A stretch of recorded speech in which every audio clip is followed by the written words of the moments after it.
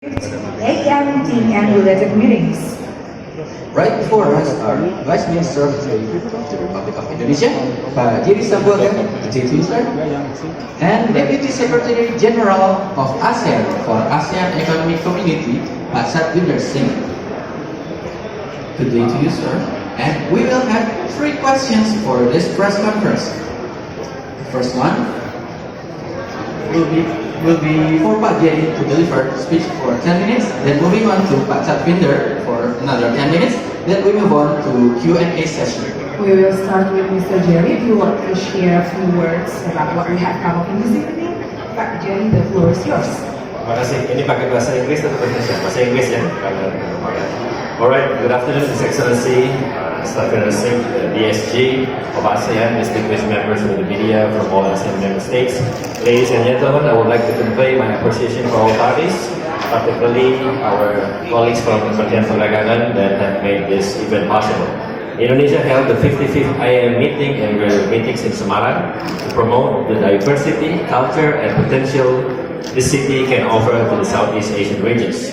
We organized preparatory CO meeting, 19 ministerial meetings, 9 side events, and gala dinner and some more.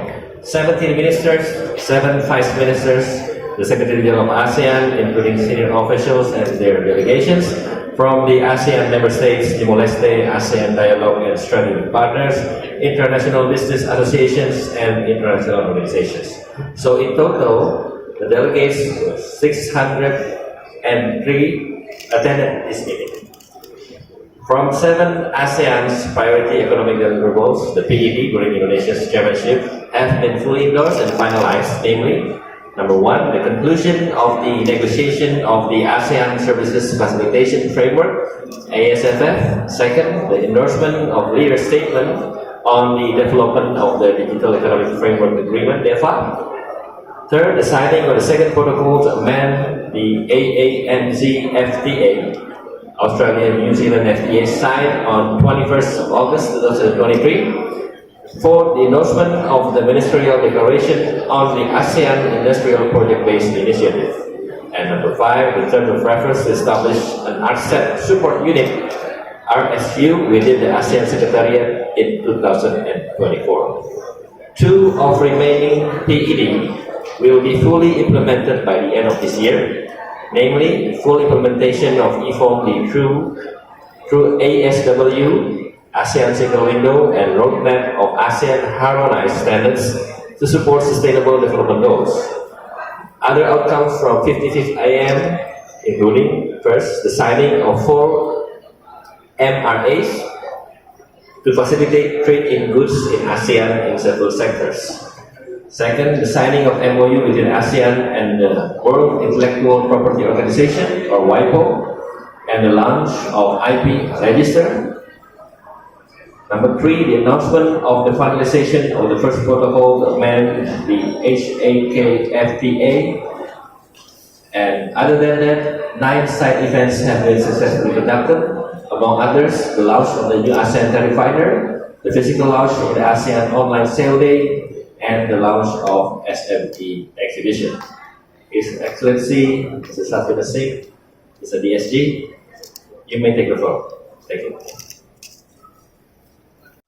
Excellency, Dr. Jerry Sambuaga, the Vice Minister of Trade. What can I say after what Minister just described? It's been an incredible week in Semarang for the ASEAN fraternity. And a big thank you, a big congratulations go particularly to the Ministry of Trade under the leadership of His Excellency Dr. Zulkifli Hasan and his entire leadership led by Deputy Ministers and all the leaders and all the teams of the Ministry of Trade for a very successful conduct of the chairmanship of the AEM and many of the related meetings. We'd like to acknowledge the leadership of Indonesia that has demonstrated, particularly in advancing a very forward-looking agenda that contributes significantly in deepening our economic integration. It really is manifested by the many of the announcements that Minister just have shared with you. I really want to say that this year was a big week. It's been a big week for digital transformation. It has been a big win for sustainability and the decarbonization agenda for ASEAN. It has also been a very big win for the development and promotion of SMEs in ASEAN. Let me just take you through very briefly into the big wins. For digital transformation, the Minister just said that ministers have endorsed the study and also has given the go-ahead for negotiators to start negotiating the Digital Economic Framework Agreement, DEFA, for the ASEAN. Now, this is going to be an agreement that's going to be legally binding amongst the 10 ASEAN countries that is going to bring the digital economy integrated in a much more stronger way. It's going to be a comprehensive agreement, not just covering movement of data, payments, but it's going to touch cybersecurity, even e-commerce. So we are very proud of where ASEAN leaders have been able to bring this agreement to come together, and we will really hope the negotiators will work hard to give us a strong DEFA agreement in the coming years. The second win is really in the area of sustainability. ASEAN already has circular economy frameworks in place last year. This year, we are truly very fortunate that during the AEM, the ministers have also endorsed the ASEAN Carbon Neutral Plan.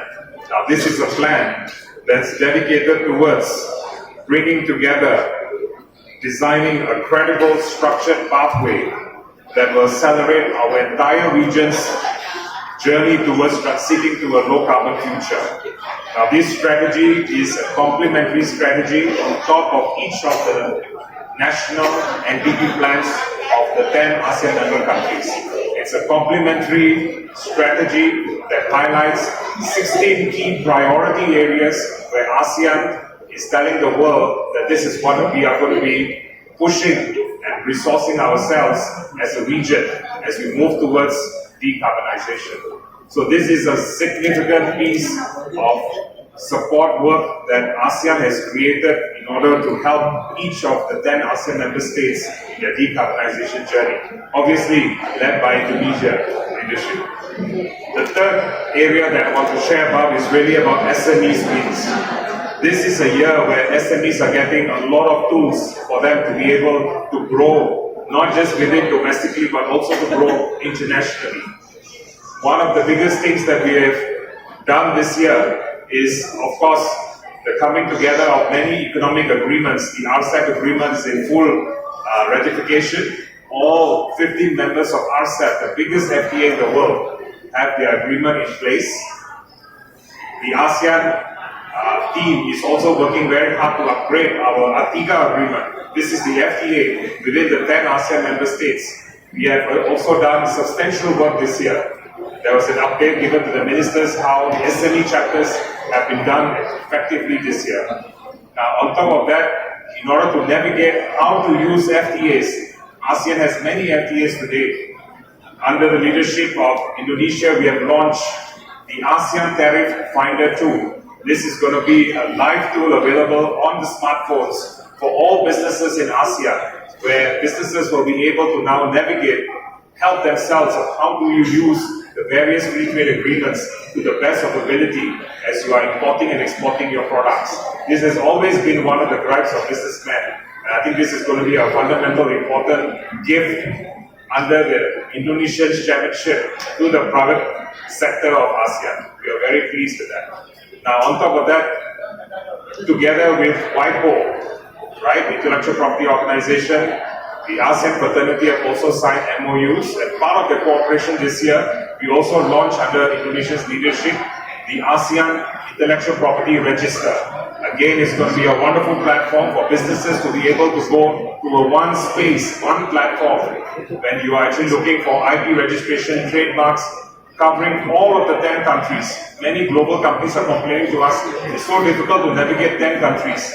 This is going to be the one-stop IP register available for SMEs. So I think with that, Minister, I just want to once again congratulate the good work, the wonderful support of the Indonesian government, the people, the community, that everybody has given to the ASEAN fraternity, especially to the AEM meetings that took place this year, that really are going to be a big impact to our entire ASEAN community. Thank you.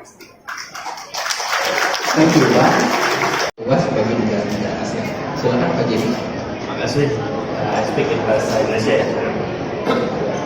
Baik, terkait dengan LCS, Local Currency Settlement, ini perlu disampaikan bahwa dalam board tadi ini kita banyak fokus ke perdagangan dan juga banyak fokus. Nanti akan ada pertemuan-pertemuan yang akan mungkin membahas secara lebih spesifik dan lebih teknis terkait dengan penerapan dan juga pemberlakuan Local Currency Settlement. Cuman yang ingin saya sampaikan adalah ini semangatnya adalah bagaimana kita ingin memastikan, mendorong dan juga memberlakukan dan juga tentunya memotivasi negara-negara di dalam ASEAN untuk menggunakan local currency.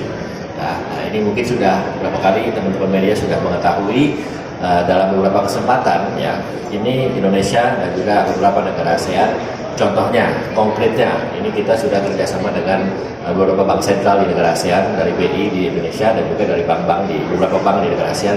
Di Thailand waktu itu, mungkin teman-teman sudah tahu, sekarang kita kalau pergi ke Thailand, orang Thailand pergi ke kita, orang Jakarta semalam pergi ke Bangkok, Bangkok pergi ke Semarang atau ke Jakarta, kalau kita mau bayar transaksi, beli sesuatu dari merchant, dari toko, ya itu kita bisa menggunakan KRIS, Quick Response Indonesian Code Standard. Itu kita kerjasama antara Bank Indonesia dengan bank-bank sentral di negara-negara tersebut. Nah ini sekali lagi mendorong penggunaan mata uang lokal masing-masing. Itu sangat praktis ya. Jadi nanti teman-teman media coba tes kalau ke Bangkok, beli barang di sana, scan nggak sampai 3 detik langsung automatically convert ke mata uang lokal setempat. Jadi ini mendorong untuk penggunaan mata uang masing-masing ya, sehingga itu bisa sekali lagi bisa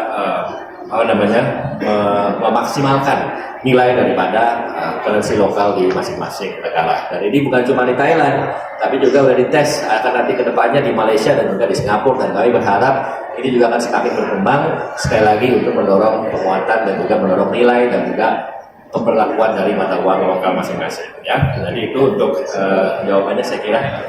Thank you, Pak.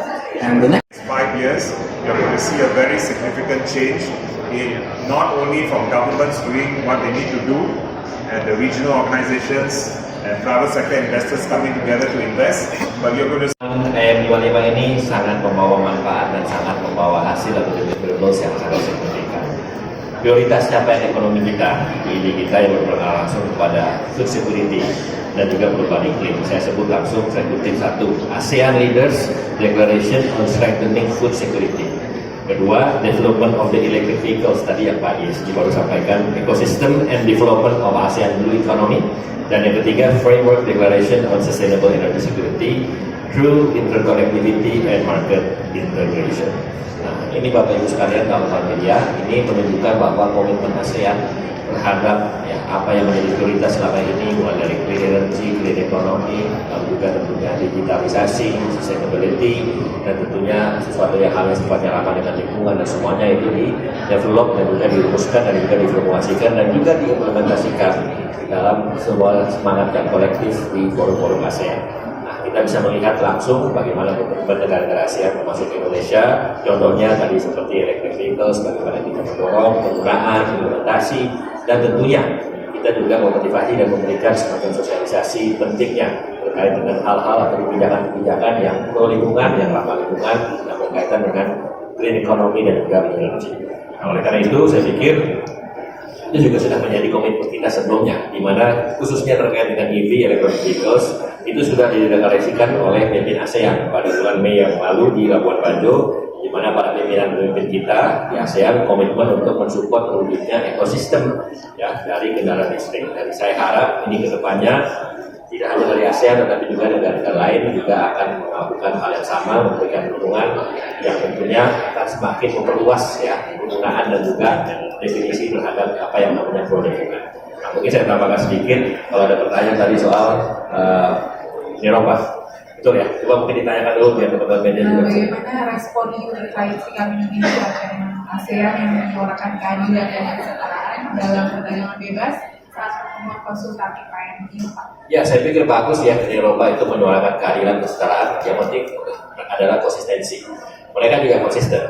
Kita selalu menegakkan dan juga mengadvokasi dan juga percaya yakin bahwa memang kesetaraan dan keadilan adalah prinsip yang harus diletakkan dalam perdagangan. Dan saya harap demikian juga dilakukan oleh Eropa.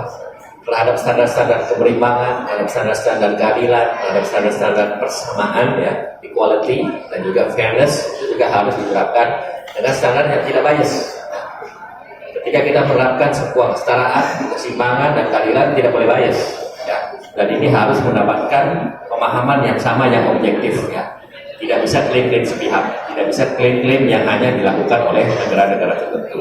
Oleh karena itu, saya berharap, ya, tentunya dengan ASEAN meeting ini, Economic Minister meeting ini, di mana kemarin di Eropa juga sudah bersama-sama juga menyaksikan dan melihat komitmen kita, Indonesia termasuk dan juga tentunya negara ASEAN, mereka tentunya semakin mengerti dan semakin melihat komitmen kita terhadap perdagangan yang berprinsip kepada keadilan dan kesetaraan. Nah, oleh karena itu sekali lagi kita minta konsistensi. Kita selalu komit, kita selalu konsisten, kita selalu yakin dan percaya bahwa yang namanya perdagangan yang bertumpu kepada konstelasi politik global itu harus disetarakan, diletakkan pada kondisi yang objektif. Nah, oleh karena itu saya yakin dan saya juga mengajak kolega-kolega kita di Eropa untuk melakukan hal yang sama. Saya melakukan pertemuan bilateral dengan tim Watts, Wakil Menteri Perdagangan Australia, dan kami banyak melakukan pembahasan dan juga tentunya peningkatan kerjasama perdagangan yang tentunya dari sisi Indonesia mengharapkan peningkatan ekspor. Data yang kami terima itu di tahun 2023 target nilai ekspor kita itu 3,37 miliar US dollar. Sementara tahun 2024 nanti akan kami assess dan kami hitung, yang tentunya kita berharap semakin meningkat. Dan oleh karena itu kita berharap semua produk-produk yang selama ini diekspor, apalagi dengan Australia kita sudah ada Indonesia Australia CEPA, Comprehensive Economic Partnership Agreement, di mana salah satu benefitnya hampir mencapai 7.000 produk. Barang-barang kita masuk ke sana itu tidak dikenakan biaya masuk. Nah, ini saya pikir bisa dimanfaatkan oleh pelaku-pelaku usaha, pelaku-pelaku kita, ekspor kita, dan juga tentunya para pelaku UMKM, ya. Dan saya pikir ini yang menjadi salah satu prioritas kita. UMKM harus kita galakkan. Saya senang di sini ada booth UMKM.